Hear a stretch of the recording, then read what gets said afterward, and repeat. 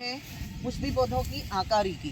उस आकारिकी के अंदर आपको मैं सबसे पहले हमको उसमें पुष्प पढ़ना है। पहले तो पूरा पौधा है ना, पौधे के बाद में हम पढ़ेंगे जड़, जड़ के बाद तना, पत्ती, पुष्प।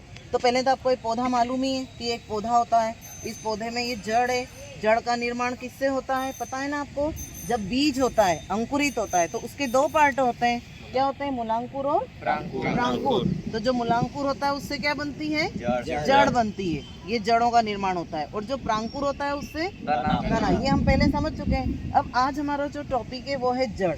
ठीक है, अब जड़ जो है उसके बारे में हम देखेंगे। तो जड़ वैसे सामान्य तौर पे जड़ें दो प्रकार की होती है। एक कौन कौन सी? एक तो मूसला जड़ और अपस्थानिक जड़।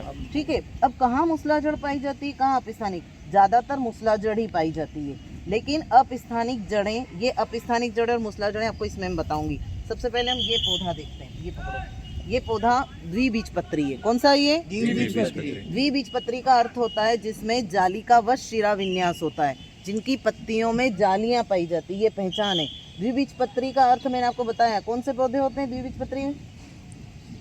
कौन से वाले होते हैं?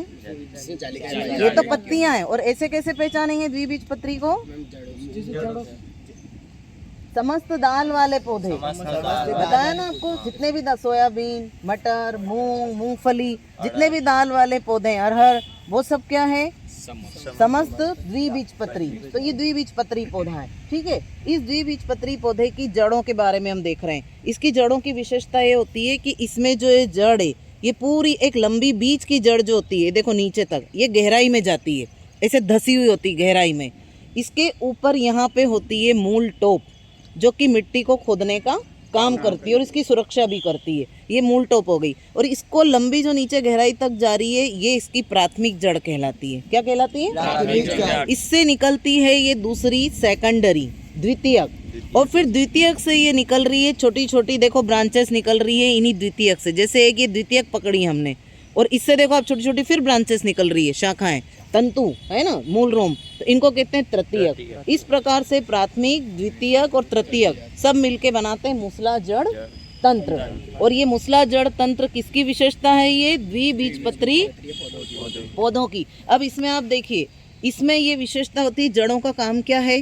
पौधों को एक तो साधे रखती है, स्थिरीकरण का कार्य करती है, इसी कारण पौधा स्थिर रहता है। दूसरा, खनिज पदार्थों को मिट्टी में से, पानी को अवशोषण का कार्य करती है। कुछ जड़ें संग्रहण का कार्य भी करती है, जैसे गाजर, मूली, शलजम, ये रूपांतरण है जड़ों के, और ये भोज्य पदार्थों को संग्रह करके रखती है। कुछ जड़ें होती है राइजोफोरा की, जो कि श्वसन का कार्य भी करती है, उनमें छिद्र होते हैं न्यूमेटोफोर, तो उसके कारण वो सांस लेने का काम भी करती है दलदली पौधों में। तो ये हो गई कौन सी वाली जड़? मूसला। अब हम देखेंगे अपस्थानिक जड़।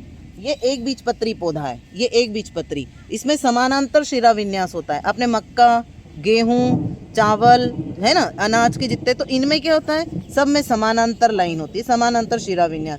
इसकी जो जड़ है, इनका ये विशेषता होती है कि ये तो मूलांकुर से बनती है। किससे बनती है? लेकिन ये मूलांकुर को छोड़ के किसी भी भाग से यदि इसका निर्माण हो तो उसको कहते हैं अपस्थानिक जड़ें। जैसे ये इसके आधार से निकल रही है और गुच्छे गुच्छे के रूप में होती है, पूरी रेशेदार जकड़ा जड़ें गुच्छे के रूप में। इनमें कोई प्राथमिक जड़ नहीं है, सब एक जैसी समान है। कोई द्वितीयक जड़ नहीं है, कोई तृतीयक जड़ नहीं है। तो ये पूरा सिस्टम एक जैसा होता है इनमें। जैसे आपने बरगद में देखा है, बरगद में जड़ें निकलती हैं ना, अपस्थानिक जड़ें, देखिए, है ना। ऐसे ब्रायोफिलम की पत्ती पत्थर चट्टा की होती है, उसमें भी उसकी पत्ती से ही जड़ें निकलने लगती है।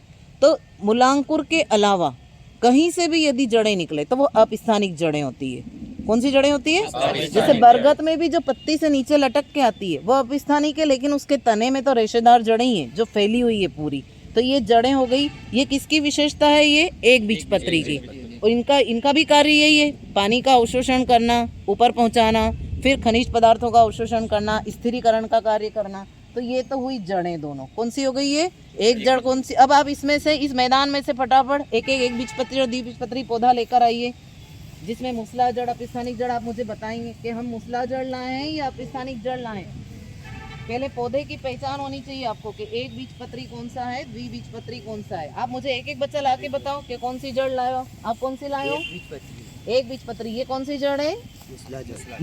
ये मूसला जड़ है, वो अपस्थानिक जड़ें, रेशेदार जड़ें जिनको कहते हैं। शाबाश। हाँ, ये कौन सा लाए आप पौधा? द्विबीजपत्री ये कौन सी जड़ है? मूसला जड़ है। ये देखो मूसला जड़ की प्राइमरी रूट। शाबाश। आप कौन सी लाए? द्विबीजपत्री। कौन सी जड़ है इसमें? मूसला दिखाओ इधर। हाँ, ये मूसला जड़ देखो कितना अच्छा दिख रहा है। ये प्राथमिक, फिर इससे ये द्वितीयक, और द्वितीयक से शाखाएं निकल रही है तृतीयक। कौन सा लाए? देखो ये भी मूसला। Very good. ये मूसला द्विबीजपत्री में कौन सी जड़ है ये? शाबाश, हो गया। चलिए ठीक है, थैंक यू।